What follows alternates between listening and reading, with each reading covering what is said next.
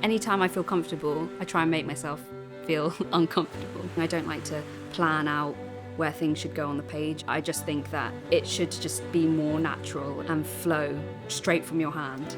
I want to get that feeling that I get when I watch a film and I'm really excited and a scene is really dynamic and there's so much action. I want to be able to make someone feel that when they're just looking at this square.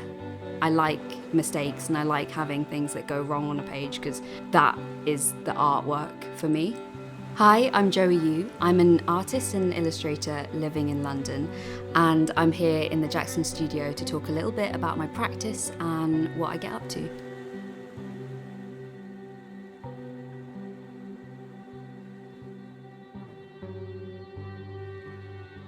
I definitely started my life being interested in art. I think it was the first job that I knew of because obviously I was reading these children's books when I was little and I was so obsessed with books and pictures and illustrations, and obviously that's your first contact with art. My parents are both hairdressers, so I grew up basically in the back of the hairdressers in the staff room, and I just had a stack of printer paper, just thin printer paper and pencils, and I was there for the whole day on the weekends when I wasn't at school.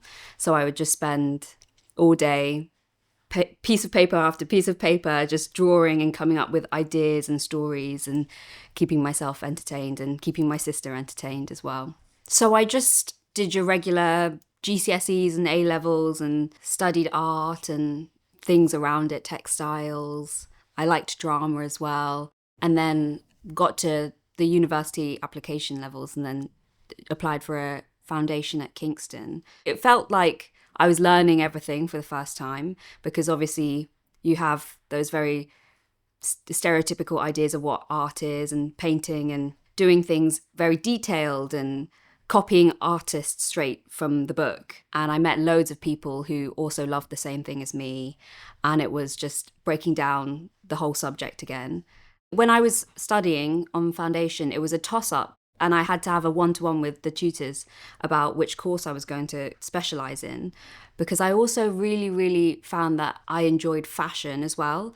And I've always loved fashion and textiles and that side of creativity. What made me end up going down the illustration and animation path was the fact that it was so much more immediate and collaborative. The course meant that I was going to be working with my friends and we would be in a group coming to a final conclusion and building something together. I thought it's the most valuable time for me to work with people and learn from them and gather new ideas. They also really stressed the importance of having a sketchbook and recording your ideas every day.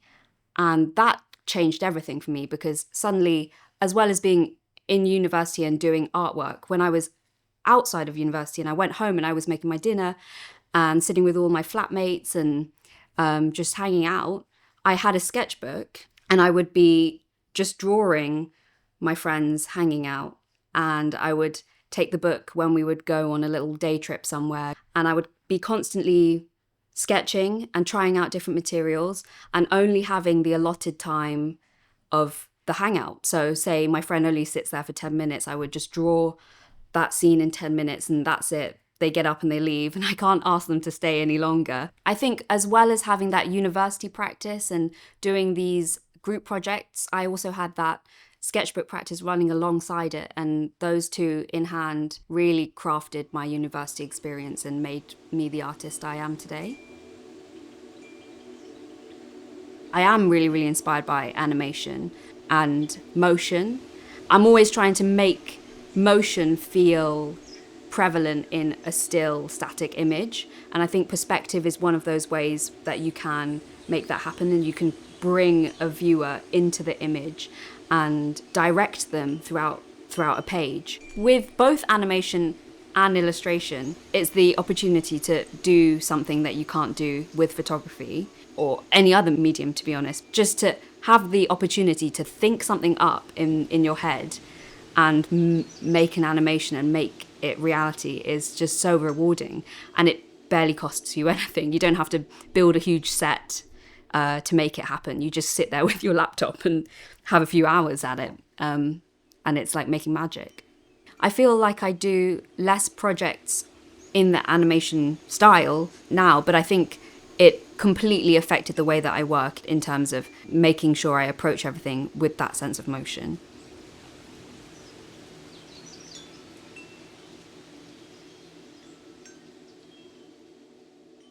I've always been quite prolific online, and it was quite a pivotal time, I think, when I was at university, where Instagram had just become a thing and lots of people were connecting on the online space. So I found myself really, really enjoying being part of online communities and meeting people online and posting my work online. So I think I naturally started meeting people who were also artists and making online friends, I guess. It was a really, really good way to reach out, and it felt like a really new space and a new way of sharing a portfolio. So I was doing that, and I think I found a lot of people who wanted to work together off the back of that. So they would reach out and we would work on little projects. And I think a lot of my first commissions came from doing that. I would try and set stuff up for myself. Like I really wanted to work in music and music illustration.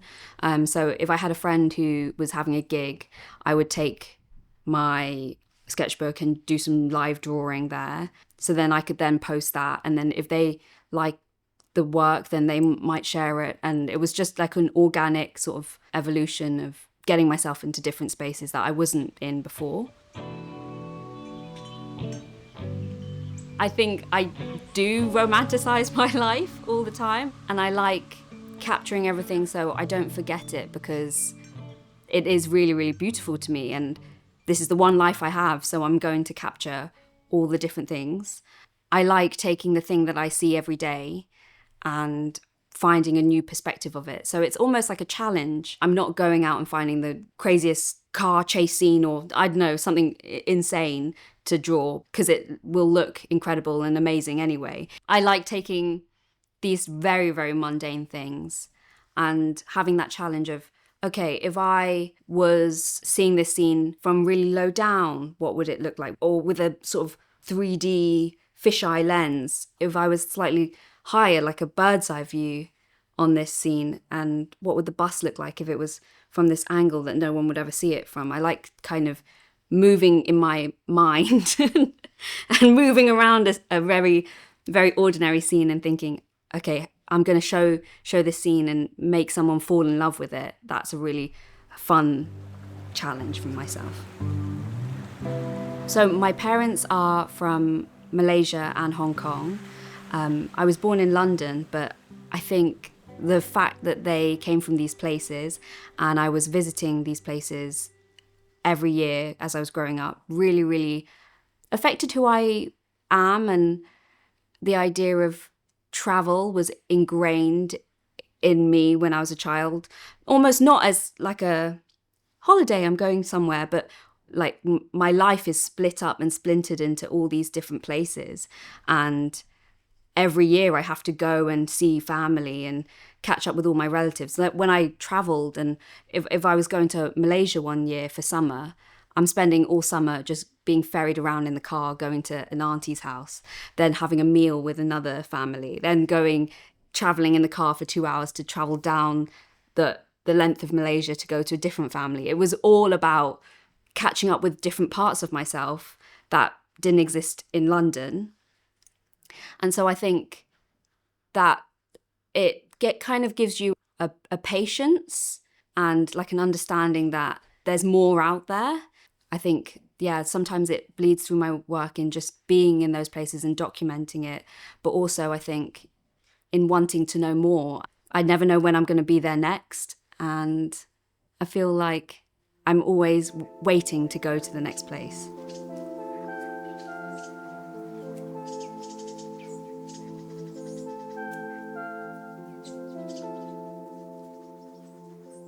When I start a drawing, I like to lay down the main blocks of colour on the page. So that might be with gouache or watercolour, or yeah, even with pencil sometimes.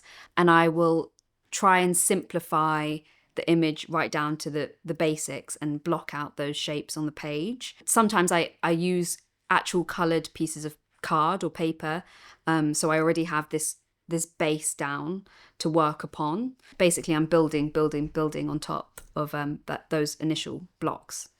If I'm working at home and I'm obviously not recording something direct from life and what I'm seeing around me, I'm working in my book, drawing out a few sketches and creating a composition. And then either I have, a photograph from when I've been somewhere and I've gone, okay, I really want to draw that place I've been to, or I'm building something completely from my mind to illustrate an idea that somebody's given me. So for example, say I've got to come up with a school scene, a Victorian school. I haven't necessarily been and taken photos at this place. So I'll go into any archive imagery I can find online, or find lots of different supplementary images, and then kind of create a mood board on my computer where I can draw from a number of images and build on paper what I want to create. Colour is one of those things, it's a tricky one because I feel like I'm not doing lots of thinking over and labouring over what colours I'm using when I'm doing a piece of work. I'm just picking up the colours and going, okay, this one. But I guess it's a process over time. I've done so much drawing in a really quick, on-the-go way that I've naturally started working out, okay, well, obviously this colour is going to work well with this one, and they're going to have a conversation with each other and have that kind of bristling, bouncing up against each other sort of fight. When I'm working and it feels less about my own personal work, I'm trying to communicate with colour, I always start the image by thinking, yeah, what am I trying to say?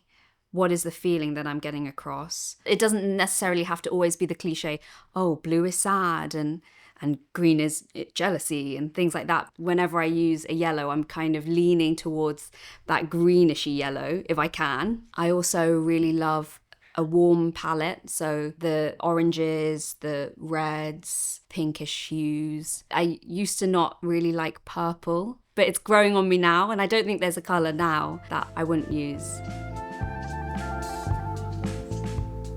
I really enjoy working editorial and working for a client.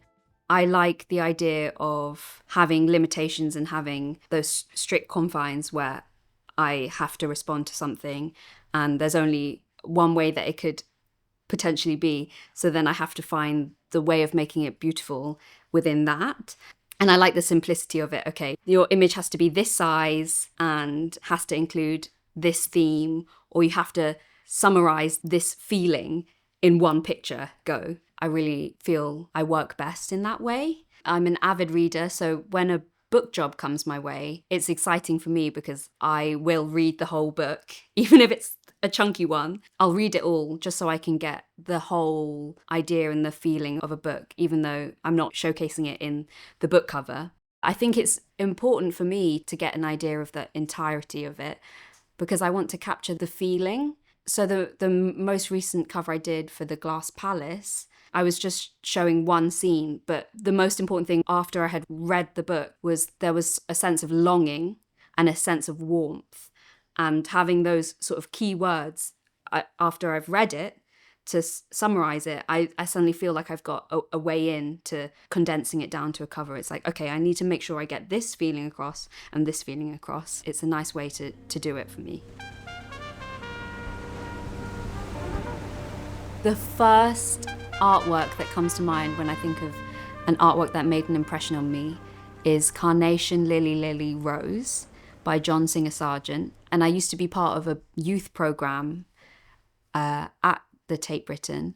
And I remember going to that gallery a lot and always going to that painting. And that painting had a really, really special draw for me. The way that the artist just has such a great treatment of light really, really caught me.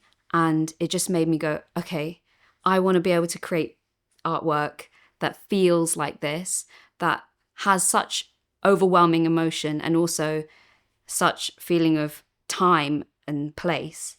I think I'm influenced by a lot of Asian artists, but probably the biggest one would be Hokusai, with his prints that just kind of just go through time and are still so relevant today.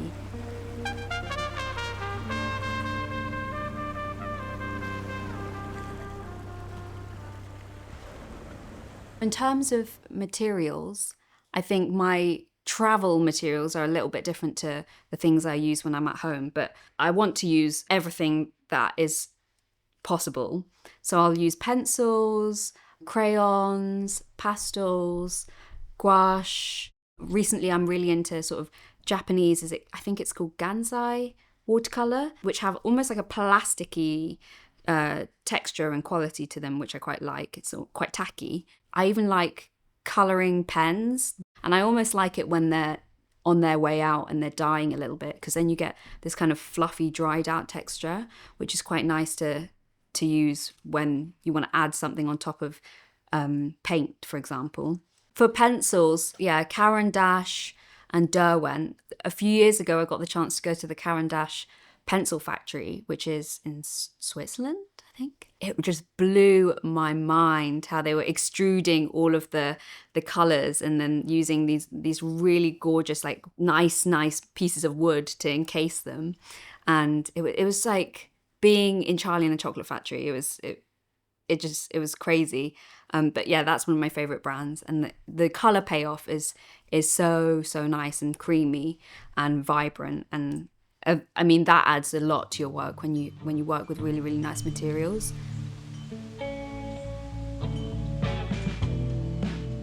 My live drawing project, which kind of got born during my time at university, is this long scroll of paper that grows and grows continuously through an evening or a day, wherever I am. And it just has lots and lots of faces on it from all the people that I draw over the course of the time. So people will just come, I'll chat to them and draw them for a couple minutes and then move the scroll along. And then so it would just kind of drape and hang somewhere. And then it's gone on to sort of be a little activation at multiple different events, and I've done it at all sorts of things now, and it's actually taken me around the world.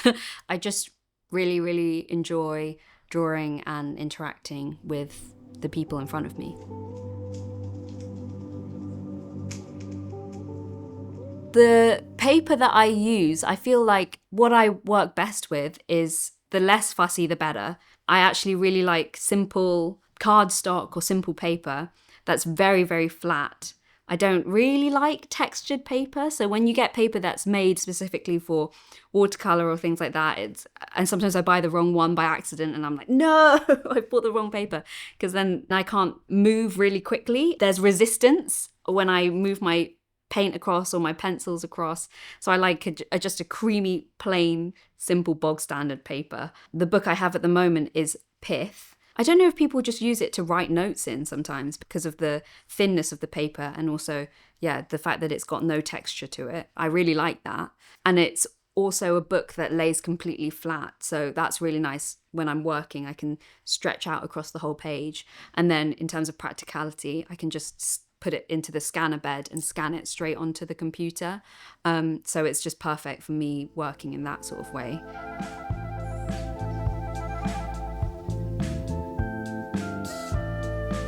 I'm not the tidiest person, but my studio space is a really long desk in my living room. So I have to keep it somewhat tidy because I'm also living in the space and just chilling out in the space too. It's a long desk, and then with my big computer on one side, and then all of my paints and whatnot stretched over the rest of it, and lots of drawers with paper underneath. And it's very messy. I always find I just leave all the old works that I've done in piles on the side. So then I have to just kind of lift under sheets of paper to find what I'm looking for. But yeah, it does the job. I live really close to a park, so I'll go out every now and then and go for walks. I feel like I'm quite sporadic worker. So when I get into the flow, I get into the flow, and then hours will go past. But it takes me a moment to sometimes get into it. So yeah, I do lots of walking and like getting out and about, and then I get in and lock into the zone. I make it a really nice cozy little environment for myself. I love folding my legs up so my knees are right underneath me, and then I'm huddled on my chair, and then I've got my film on and my paint stuff all around me, and it's like a little nest. And then my partner comes home and he's like, "What film? You've got through all of these films without me." Yeah, so it's enjoyable for myself.